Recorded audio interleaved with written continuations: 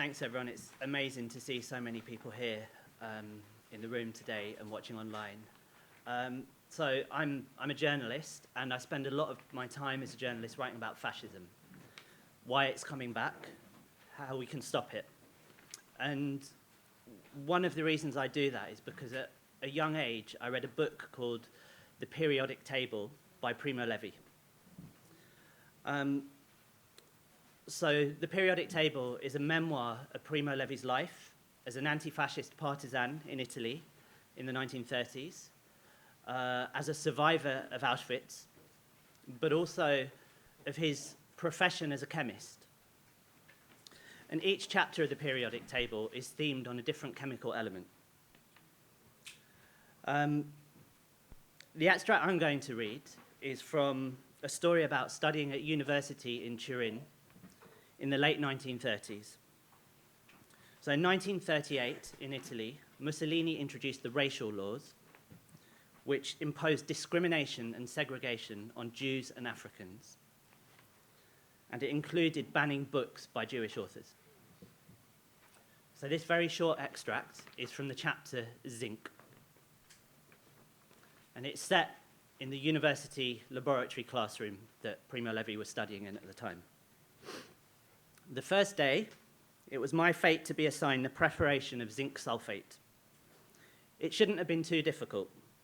It was a matter of making an elementary calculation and attacking the zinc particles with previously diluted sulfuric acid. Concentrate, crystallize, dry with the pump, wash and recrystallize. Zinc, zinco. They make tubs out of it for laundry. It is not an element which says much to the imagination. It is grey and its salts are colourless. It is not toxic, nor does it produce striking chromatic reactions. In short, it's a boring metal. It has been known to humanity for 2 or 3 centuries, so it's not a veteran covered with glory like copper, nor even one of those newly minted elements which are still surrounded with the glamour of their discovery. The lab assistant handed me my zinc. I returned to the bench and prepared to work. I felt curious and shy and vaguely annoyed, as when you reach 13 and must go to the temple to recite in Hebrew the bar mitzvah prayer before the rabbi. The moment, desired and feared, had come. The hour of the appointment with matter, the spirit's great antagonist, had struck. The ancient Greek word for matter is hule, which strangely can be found embalmed in the names of some chemicals, methyl, butyl, etc.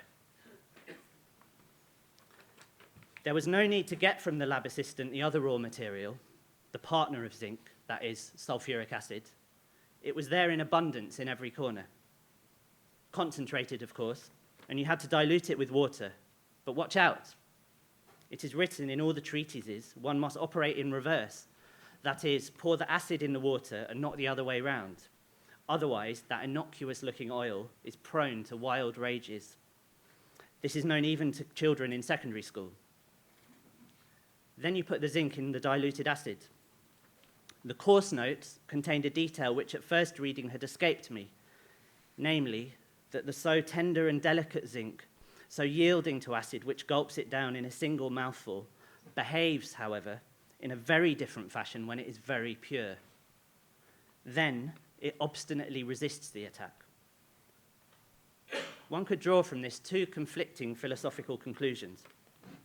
The praise of purity, which protects from evil like a coat of mail, or the praise of impurity, which gives rise to changes, in other words, to life.